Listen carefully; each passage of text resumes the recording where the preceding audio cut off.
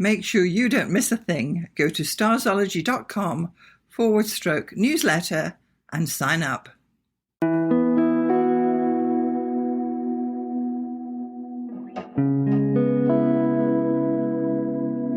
Welcome to the Starzology Astrology Podcast.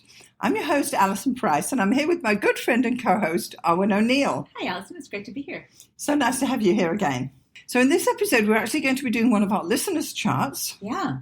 This is somebody who, applied for it last year. We were running so far behind with these. But anyway, and her name is Maxie, and we're going to be looking at her chart. Excellent. So I'm just going to give the chart details before we start, so anyone who's interested can actually just follow along. Okay, so her birth details are, she was born at 8:20 a.m. on November the 12th, 2003 in Phalaborwa, South Africa.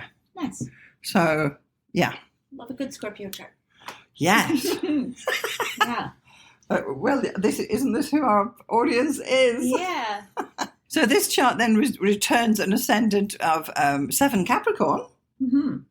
Which makes then, of course, Saturn will be the chart ruler. Yeah. Oh wow! And it's opposed to hers. Yeah, neat. It's quite a lot going on, but and to be honest, we can only almost skim the surface with this because there's just so much. But we'll go through a few things, and she has specifically asked questions about her relationships and her careers for this year. So. Yes.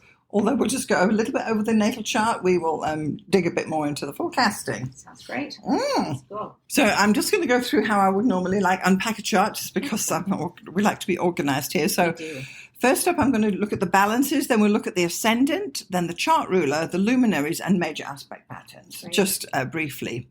And on the blog post link below, you can link through to the actual blog post about this chart, where the chart is with all the details that we may not be able to get through today. Yeah. So when we're looking at the balances, I only pull forward what's strong and ignore weak, because you always want to lean into your strengths. Yeah.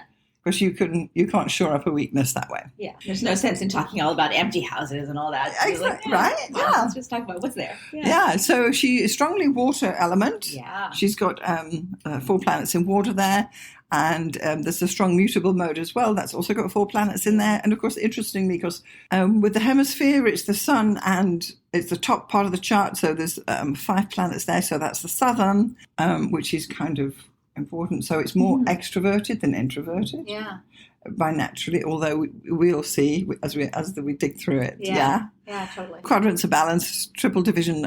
Sorry, no, that's the fourth. The fourth is strong. Yeah. A lot of stuff in the 11th and 12th house. Yeah. This is really where a lot of the stuff is, and there's no main sign emphasis or house emphasis. Okay, so she's got no unaspected planets, but what she does has is she's got a pair of intercepted signs here. Aries and Libra are fully engulfed in the 4th and 10th houses, so they don't have cusps. Which is nothing in those 2 houses. Yeah, which is kind of a good thing, really. Yeah. We said we weren't going to talk about empty houses, but it is interesting that that those 2 are empty. Yeah. They're the only houses that are empty. Yes.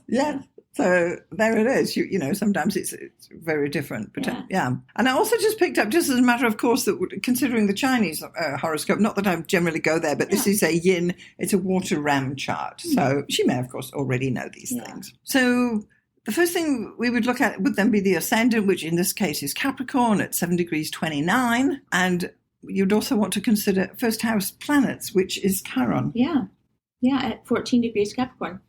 And that makes the Capricorn ascendant and Chiron both opposite her Saturn, which is her chart ruler. Yes. It's quite a well engaged or connected chart there. So that Saturn is at 12 degrees Cancer in the 7th house. Yeah.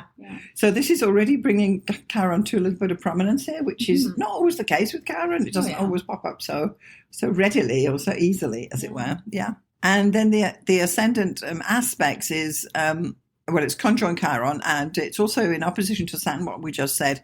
And it's trine Jupiter as well. Nice. We'll see that's quite a repetitive pattern because the way the planets are lying there. Yeah. So when we're looking at the ascendant complex, you're actually looking at the contacts that are made to the actual ascendant degree, which in this case is the 7 Capricorn, just to get an understanding of how is that ascendant coming out. And I know this birth time is exact. Mm-hmm. Yeah, that's great. Which is always a good thing, right? It's really good. Is yours is exact as well? Yeah, my gosh, yeah. Yes. There were 2 generations of astrologers waiting in the wings. Oh. their pencils sharpened, as they say. Right. Yeah. So, yeah. Okay. So then if we looked at the chart ruler complex, which would be our third thing. So in this case, the chart ruler is Saturn, because Saturn is ruling the ascendant. Mm-hmm. And Saturn is a retrograde in the 7th house, conjoined the descendant, opposing the ascendant. So it's a high-profile planet anyway by that position, I think, as well. For sure. But because it's in Cancer, it's actually in detriment too, because it's in the opposite sign to its rulership. Yeah. And I have Saturn in Cancer. It's not that bad. Yeah. There you go.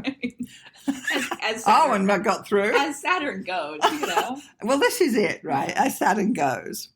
So it's got some hard aspects. It's got the an opposition to Chiron, to the ascendant, squares to Pluto. Yeah. It's 2 sesquiquadrats to Mercury and Uranus, creating this Thor's hammer, which apparently we're now calling the finger of the world, I've discovered. Really? I know.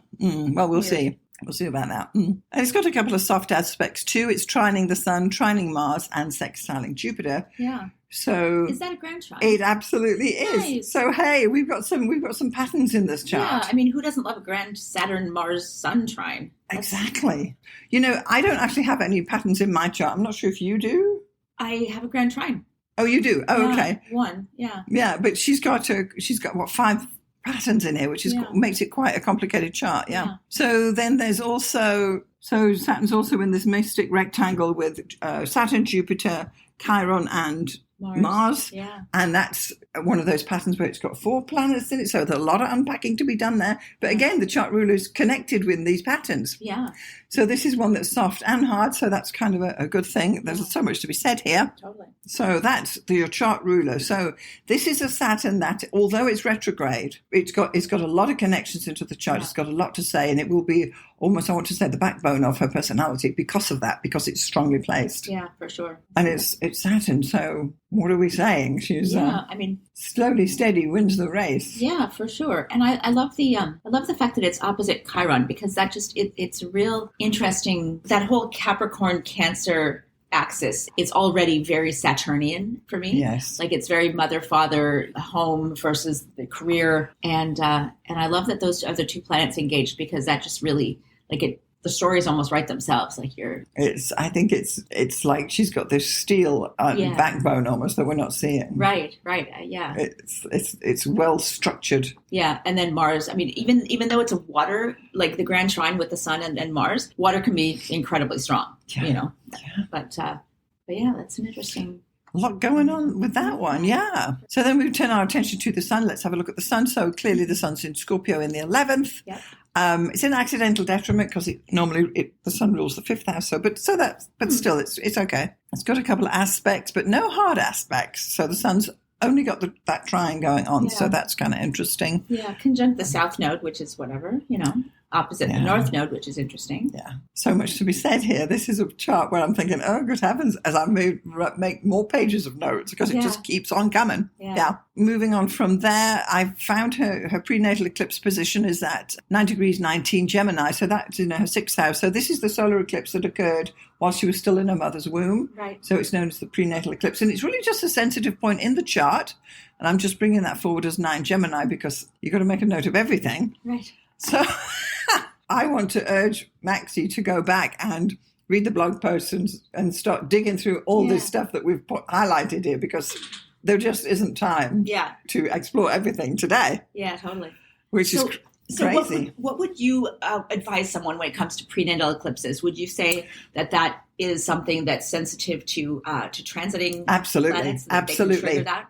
And anyone with synastry who's got a planet right there, they're going to hook right into your core, because you're going to feel like you've met before. It's going to be very faded. Yes, seeming. I knew you. Yes, exactly. Because this is, you can only have the solar eclipses occur every 6 months. So it can only really be as far back as 6 months into the pregnancy. Yeah. So it could be at any point during that time. We've all got one. Yeah. And you go for the one that was the most closest to the birth, because there could be 2. And would it only be solar eclipses or all? I only look at solar. Okay, Yes. Oh, I wonder what mine is. Oh, Arwynne, we'll have to do an episode on that, because it just prenatal eclipses coming up.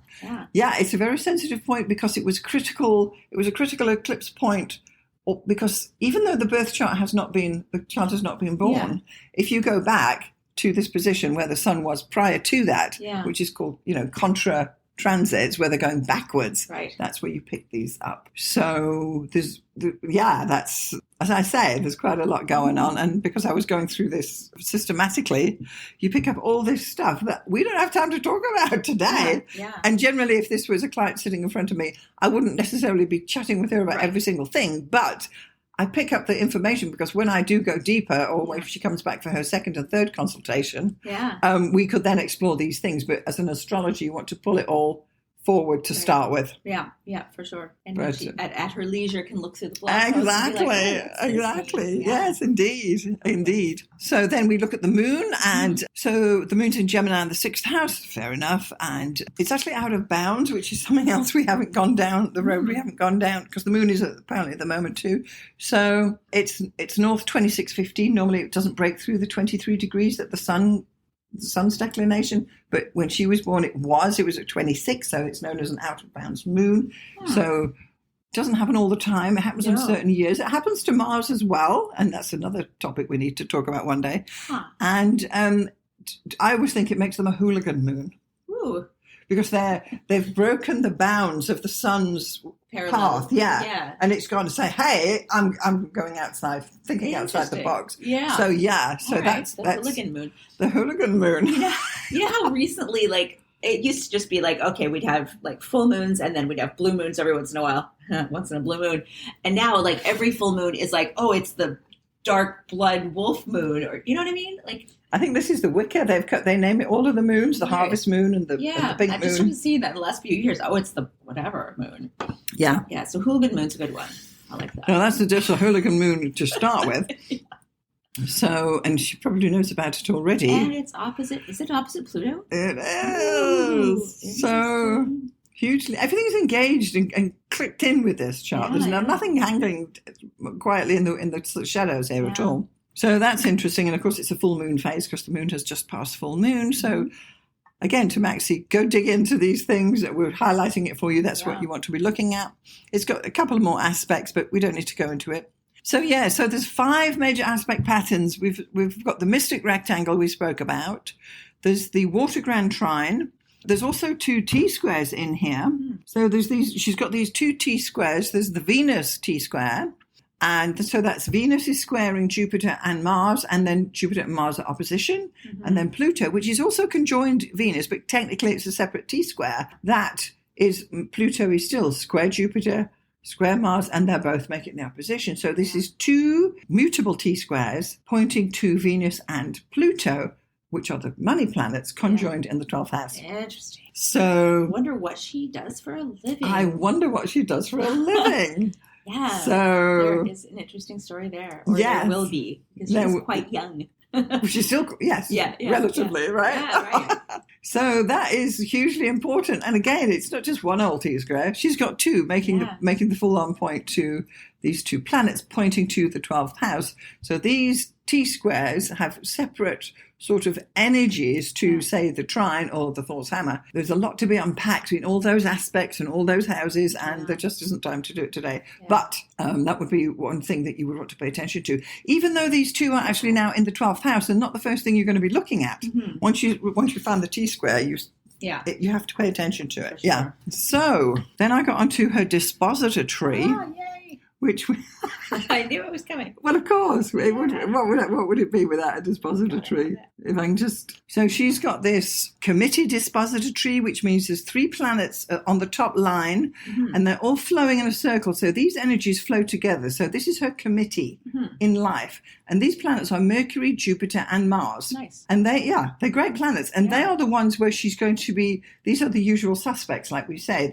So when she comes across a decision in life, she's going to think about it, ask the question about it. That's the Mercury. She's going to say, well, what's the gain here? How can I advance this? What's the future hold for this? Because that's the Jupiter. And then the Mars is, well, what am I going to do about it? Right. So she will have this pattern of, in her decision making, because it's actually this committee dispositor tree. Right. And they're in feminine signs, I guess. Do we say feminine or negative? Or we say passive. Passive. Oh.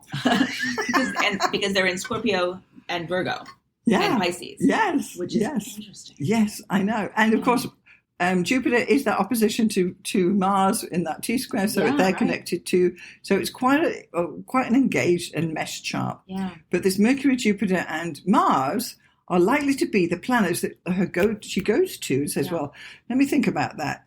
Where's the advantage? What am I going to do? Yeah. And that's about everything. Yeah, for sure. So did we do dispositor trees with yours? I can't recall. Oh, yeah. I've got the two coming down from Venus and Mercury. That's right. Yes. Equal. Yes. Yeah. I just love it. I love it. Yeah. And also in this tree below Mercury is the moon, and below that is Saturn. And this is now a gateway planet because it's got 3 below it. Of course, we know Saturn is the chart ruler again. Yeah. So it's controlling the flow from the planets below it, which in this case are Chiron, Neptune, and Uranus. There'll always be outer planets and that below. Yeah. But Saturn is going to be saying, okay, let me put my filter on, and then I'll send the message up to the committee through the channel of the moon. Yeah, to the command, back to the mothership. Yeah. The brains at the top, right? It's a really interesting dichotomy of responsibility versus emotion in this chart. It's just a theme that kind of comes back over and over. You're supposed to be doing this, but what do you want to do? Right. And which will win. Mm. Yeah. So again, I've got the diagram for the dispositor tree on the blog post, so Maxie can click through. Yeah. And then I took a look at the forecastings. Her actual question was romantic relationships and work within the next year. So I'm assuming we're talking 2025 because this came in. Oh, yeah. So then we had a look at the forecasting because that was her main question. And I've gone through, I pulled out a couple of the forecasting bits of information here because the two questions were, of course, the career and the love life. And these are the only questions you ever get. They're always the same. Yeah. So I haven't gone into this in great detail here, but on the blog post I've listed exactly where she needs to go. So with the career, we're going to be looking at the 10th house. Mm-hmm. The cusp is Virgo, ruled by Mercury, which we know is part of the committee. Yeah. That would also be the 6th house, which is Gemini, again ruled by Mercury. Yeah. The moon is in the 6th. Transiting Jupiter will be in the 6th until July 13th this year. So it's in the 6th at the moment. Nice. Yeah. Nice. And then the 2nd house, which is the financial one, is the cusp is Aquarius, ruled by Saturn, again, chart ruler, and Uranus. And she's got Neptune in the 2nd, just a moment. Yeah, so Neptune is in the 2nd in her natal chart. And Pluto has just entered the 2nd house just in December. It just moved in there. So that's perhaps bringing a focus to how am I going to amass my war chest here? Yeah, right. And it'll be there for years, 20 years. So that would be certainly a time to do that. And you'd also look at the Saturn complex natally, and we know that's in the 2nd, in the 7th, chart ruler, retrograde and detriment. We know all about Saturn, and that's what you're looking at when it's career things. And then when we're looking, I'll go into it a bit more in a moment, and then when we're looking at affairs of the heart, 5th house is romance. Straight up. And so the 5th cusp is Taurus. So Venus is ruling this house. This is a nice thing to have. Yeah. She's also got the North Node in the 5th house, which is destiny, isn't it? What, destined to fall in love? Yeah. Wonderful. Yeah. What could be better than that? Yeah, exactly. And I love that transiting Uranus is about to make a conjunction to that North Node. Yes. So suddenly without warning. Sudden lightning bolt. You wonder this. Well, you always wonder, why do people come to me today? Why did they come now and not 6 months ago? And when you see it, you see these things. Yeah. Yeah, that's neat. Yeah. So with this North Node in the 5th house, I've got some thoughts on that. So the destiny is in your love life. Any time a transiting planet conjoins your North Node in the 5th house, you're likely to feel that you are destined to love this person and that they were destined to love you too. So make sure that you have engaged your mind as well, and you're not just following your heart at this point. So this may be a thing. She's also actually got the vertex in the 5th house, so this is a classic indicator of where people come and go within your life. The natal placement typically suggests that you cycle back around to people you knew and loved before.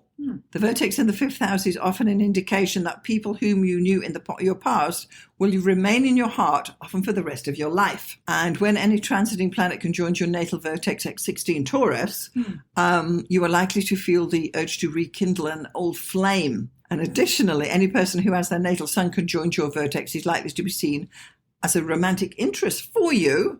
And these will be anybody whose birthday is on the 7th, 8th, or 9th of May. Because their sun is going to conjoin her vertex. Right. Because it's in the 5th house. That's why we're talking about it, because we're talking about love. Whereas, So then committed partnerships would be the 7th house, and you'd look at the 7th house complex. Of course, the only tenant there is, of course, Saturn. But the ruler is the moon in Gemini and the 6th. And actually her part of marriage, which we've done before, is at 3 degrees 21 Leo. So that's just actually in the 8th house there. Too. You'd look at the 8th house for intimacy and so on. But, and then in general Venus, you'd look at her natal Venus, well, what's it expressing? It's Sagittarius in the 12th house, and it's the focal planet of that T-square. Yeah, for sure.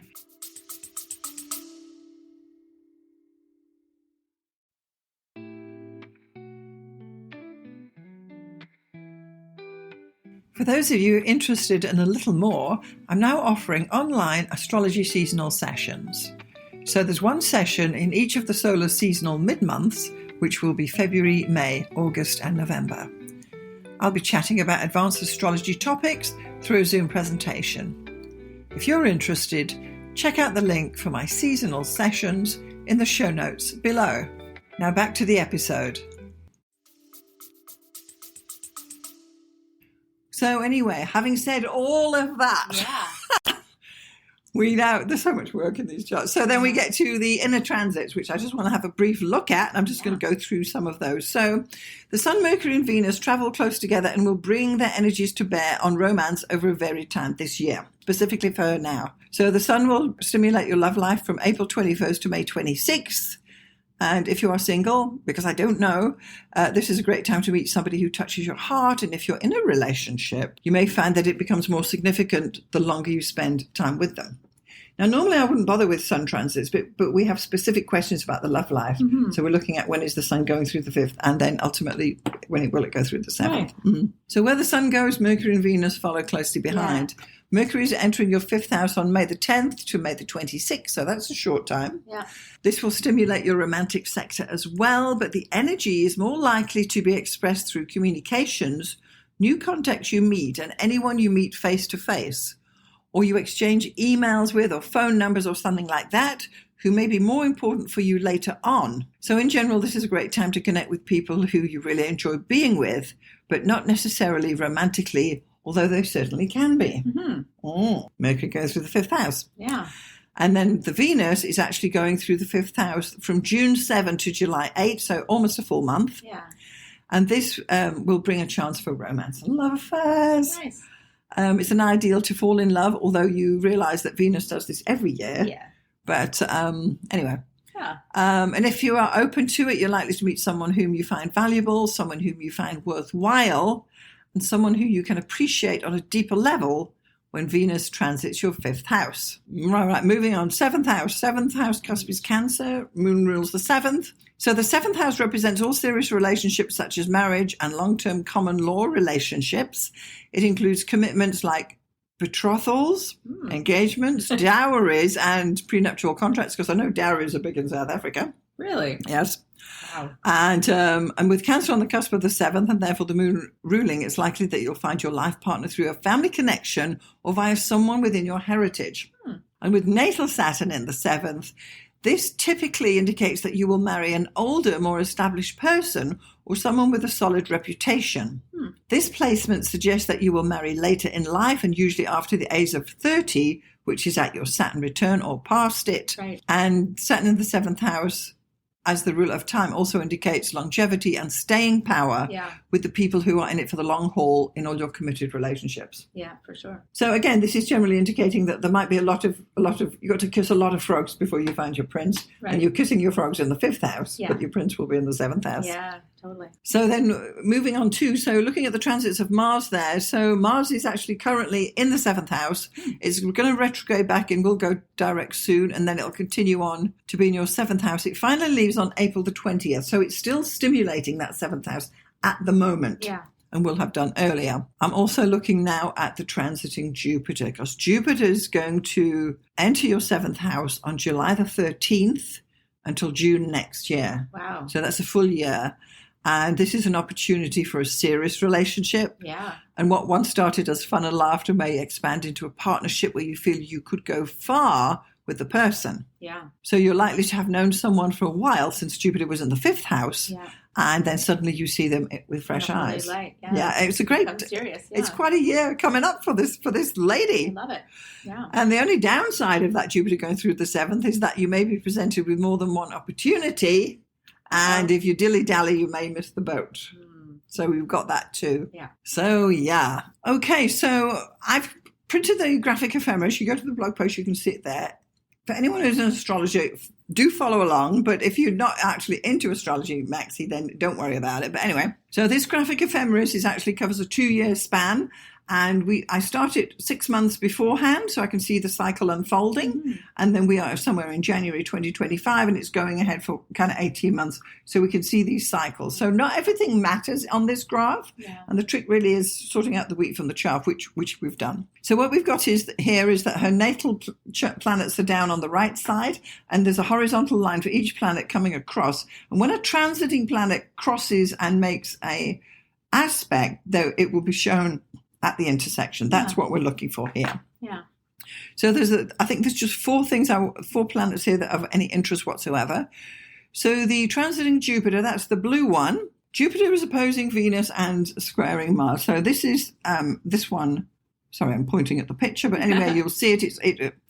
Let me just say what I need to say. Because Mars and Venus are in a tight square natally, anytime something square Mars, it's going to also aspect to Venus because they're the tightest aspect. Yeah. So back in July 2024, as Jupiter came by, it made the opposition to Venus and then the square to Mars, which is what we're talking about. Right. That was the first pass. Then Jupiter continued on direct and eventually retrograded back up until where we are today. And what's happening now is that during January, February, and March of this year, Jupiter is peaking at the top, and it's going to make the station direct shortly. But in the meantime, it's within orb of these aspects. Right. So it's re-triggering something that happened back in That's fall. right. That's right. Yeah. This gives an extended period during January, February, and half of March where Jupiter is in opposition to her Venus, which are the planets of love and romance, let's face it. Yeah. Both of these planets have to do with relationships, so we'd be interested in looking at this as well. Yeah. Normally you have 3 hits, which you'll see on the other ones, but because Jupiter is stationing close to the orb, that's why she's got this extended Jupiter. So Jupiter is offering opportunity, I would say, and potentials, and this will only be clarified by the time we get to mid-March. Yeah, and for anyone who's like kind of intermediate level of astrology and they're thinking, oh, it's an opposition, but the thing with Jupiter, which I remember from back in the day when I was studying all the stuff about all the planets, and it's almost like there's no bad aspects with Jupiter, even in opposition. It's still a good thing. It's expanding. Too much opportunity. It could be too much opportunity, right? Yeah. Yeah, exactly. And since it's hitting Mars and Venus, as you said, there could be 2 different love interests, or there could be 2 different opportunities, and they could both look great because Jupiter is lighting them both up at the same time. Yeah, and it will kind of have all to the sort planets. itself out. This is it. This Venus Mars is going to be the theme in her life, that there might always be someone in the shadows. Interesting. So, and then also remind you that Venus is entering the 7th house on July the 25th. That's marked there. You can see that quite clearly. That's marked on the graphic ephemeris. It's a 1-day thing or a 1-week thing, but that's when the shift is actually occurring. Yeah. So then we turn our attention to Saturn, which is the purple bits. And during April 2025, Saturn will oppose the midheaven. This is the first path. It then retrogrades back once again and opposes her midheaven again, retrograde in October 2025, and then finally makes the final third pass in January 2026 when Saturn once more opposes her midheaven. So this is the career thing now. Yeah, for sure. It definitely is. So on the first path, typically with a 3-hit transit, the first connection opens up the situation. So what happens in April this year, career-wise for her, will be important to pay attention to. And it could be people she meets or contacts she makes, or even some training she does. Yeah. But that is going to be the opening gambit of this transit. Yeah. Then the second pass, which will be in October, will bring more focus to the situation that began in April. And things can start to get firmed up at this point. However, because it's retrograde, she still will not have all the full details of how things are going to unfold. So this could be a time of scrambling to establish parameters or perhaps decide which company she might want to work with, Right. or which bosses she might want to work with. But at this point, nothing has been finalized, and it's still under discussion during that retrograde period. Yeah. So this is going on for quite a period, this career reshift here. Yeah, could be something like a temporary contract and waiting to see if it's renewed, or something. I know well. Yes. Or a training period, or a probationary period, or deciding between two different jobs. Yeah. And then with the third part, that's Saturn, that's in January 2026. This is likely to be the month where things are finalized, where perhaps she gets a job in the company she wants to work for, or perhaps she creates her own business that she's been working on for over 8 months during this period. Right. And as always with the third part, it shows the finality of the situation, which Saturn created, established, and maintained for her back in April. Well, we're saying back in April, although it's still in the future for us. So these 3 contact points where Saturn opposes the midheaven on the 3 separate months will be highlighted. These are months where a lot more activity and achievements can be made career-wise, but it is only as Saturn finally clears the last opposition that we'll be able to see the outcome of her plans that have unfolded. So let's have a look at this. So we know that Saturn is the chart ruler. So any transits from Saturn are always going to be important for her, more so than others. Yeah. And as Saturn moves into the 4th house and opposes her midheaven, it suggests there will be challenges with logistics to do with her home life and the career. So Saturn in the 4th house is a very patriotic placement where people like to stay close to home. However, it can also be a time when she establishes a firm base from which to launch her life, because the IC also indicates the foundations of your life. Right. And she'll want to create this firm base, perhaps even buy a home where she can launch her career from as she ventures out into the public domain. Right. Or maybe a work from home situation. Maybe work from home as well. That's a good one. Set up a home office. Yeah, home office. Well, It'll be important for Maxie to make sure her home base is secure as she lines up her career prospects that are calling her in her work life. Yeah. Often you see this transit with men who work, and he's got to go out and do the career in the public domain. He goes to do his job, shoveling coal at the coal mine, and then comes home and the wife's saying, oh, blah, blah, blah, you haven't called the plumber, the dogs and the vet. And there's this conflict. Yeah. So unless you establish the home where the planet is, which Saturn is in the 4th, establish a full organization at home that you can go out, so you can launch yourself into the world. And that's the trick with this one. Yeah. If there's stuff going on at home that is not enabling you to freely move about and go out into the world. If you've just got some roommates that are just flaky, that is not going to... Right. Yeah. So, yeah. Interesting. I know, right? So that's definitely a career. And then the other thing with the is Uranus, which is the second final one. This is the one that's in turquoise here. Turquoise. So Uranus will oppose Mercury in 2025-26. So the Mercury, as we recall, is the midheaven ruler. That's why we're interested in this one too. The first pass occurs towards the last week at the end of June into July. The second pass will be early in November, and the third pass the last half of April, moving into May next year. So with this first path, it'll set the stage to open up negotiations. Uranus is opposing Mercury is likely to bring unexpected connections and contacts that will benefit her later. This usually means that she might be meeting people who can influence her future.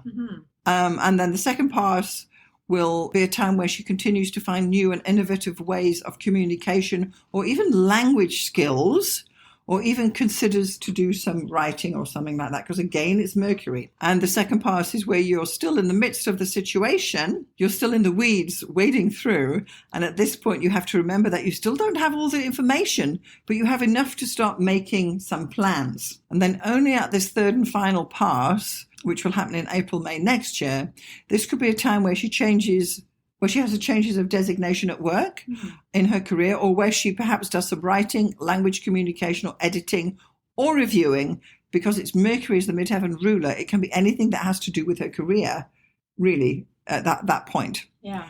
One other thing that comes to mind is that her resume or CV, or even her LinkedIn profile at this point, will be more established in the world, exactly the way she wants it at the end of this.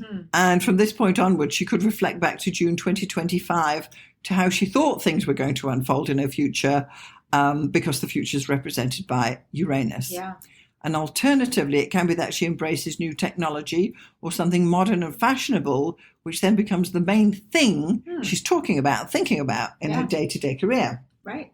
So who knows? Yeah, a spark of inspiration can change her trajectory or decision about which way to go career-wise. Yeah. So there's a lot going on career-wise in this this year going into next year. It's not like nothing's happening. Yeah. It's kind of, there's multiple layers of things unfolding there as well. And then finally, I just want to talk about the transit in Chiron. That's semi-square Venus. That's the orange one. Yeah. Because it's semi-square in Venus, we're going back to the romance now at this point.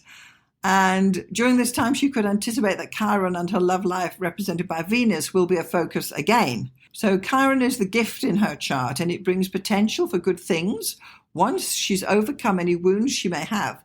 Because it is opposing Venus, we would look to this as affairs of the heart and the love life, where perhaps past hurts can finally be healed. Yeah. And there's quite an extended period there in the middle of the year. Yeah.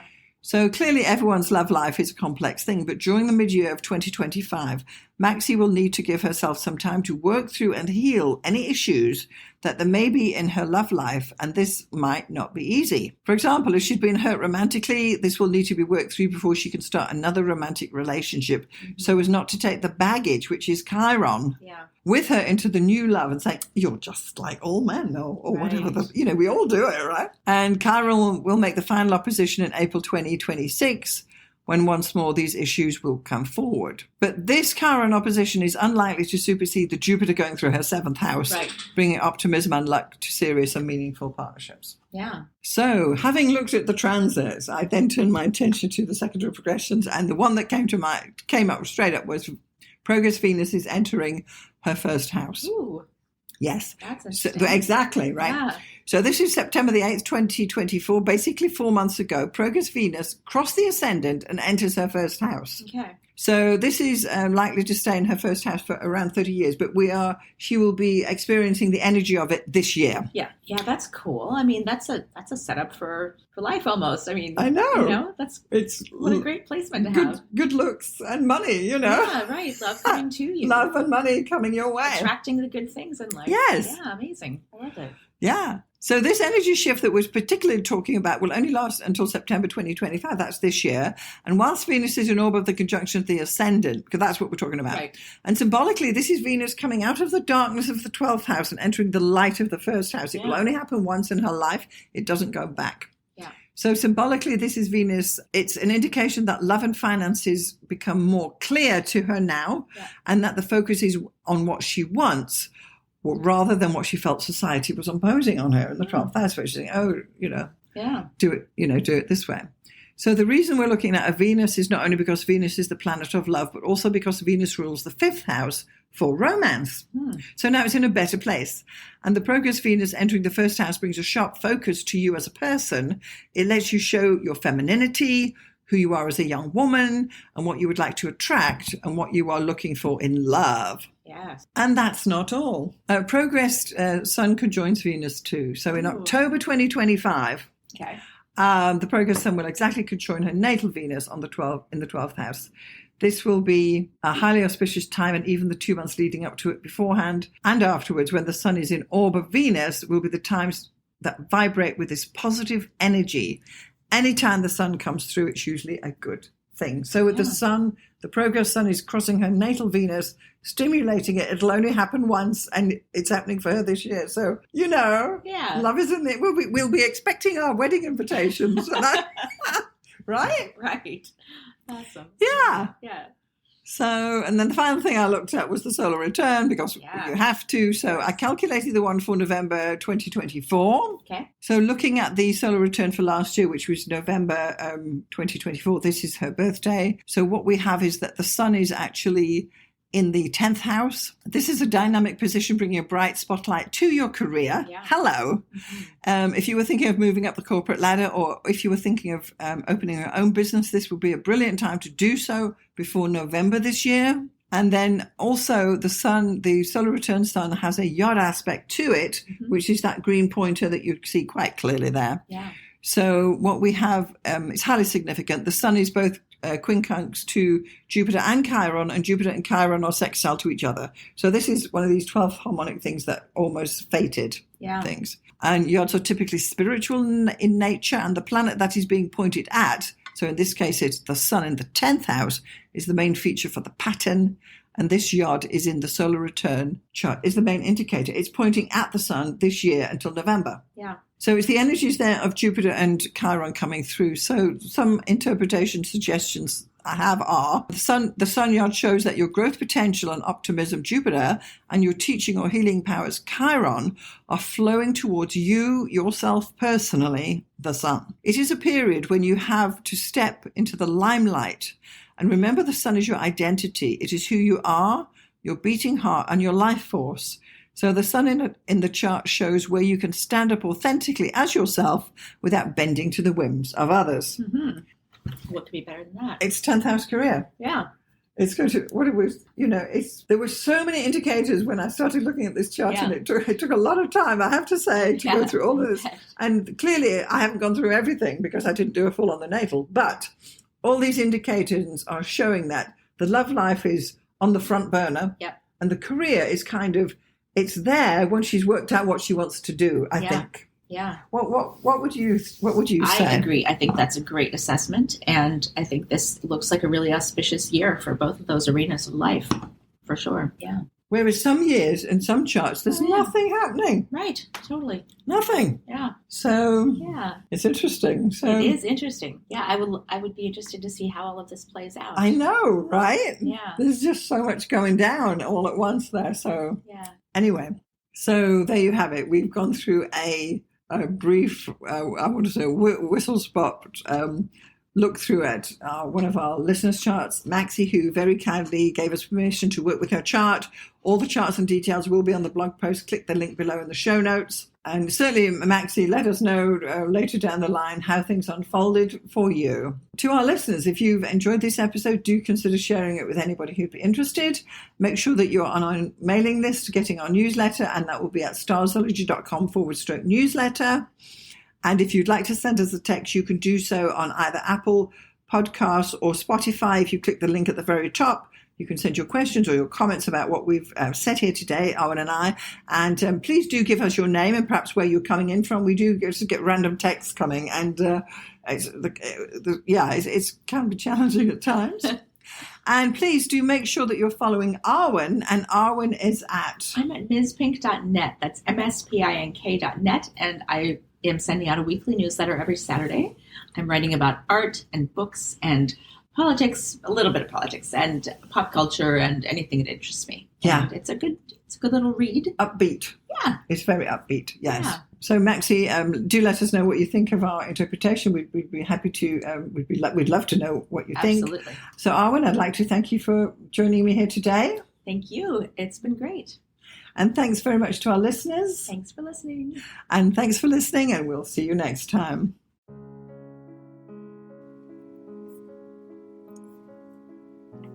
Thanks so much for getting this far through the episode. I just want to take a moment to tell you about the two main options of my astrology services. So the first one is coaching. If you are an aspiring astrologer, and by that I mean someone who's perhaps a hobbyist astrologer or someone who's learning astrology, or a student, or you've got a few books and you've been doing it for a while, but perhaps you need a little bit of help to bring it all together, then maybe getting some astrological coaching from me would be the answer for you. The astrology coaching I offer is a 1-hour session on Zoom, and it's tailored to answer your particular questions. For example, if you have issues with natal chart readings, we can go there. Or if you're having problems working with your forecasting, we can go there. Or even basic astrology stuff, or even getting yourself organized for your astrology business. The idea is that astrological coaching will answer your particular questions. It's tailored specifically to you and where you are in your astrological journey. And I'm happy to help you out with some guidance about how you can get going, what to focus on, and what to dismiss. So that would be the astrological coaching for people trying to learn astrology. The second astrological service I offer is consultations. So this is for someone who perhaps doesn't know anything about astrology, but they just want to have their chart read or get their chart done. Call it what you will. So once more, this is a 1-hour consultation over Zoom. I will interpret your chart, tell you about the main features, tell you about where the energy is flowing, and all the rest of what is entailed in a thorough natal chart interpretation. I can also add in some forecasting in there too, bearing in mind we only have 1 hour. So just in summary, I've got coaching for people who want to learn astrology, and I've got consultations for those who want to get an astrology reading done. I'm Alison Price from Starzology.com. Thank you so much for listening. We'll see you next time.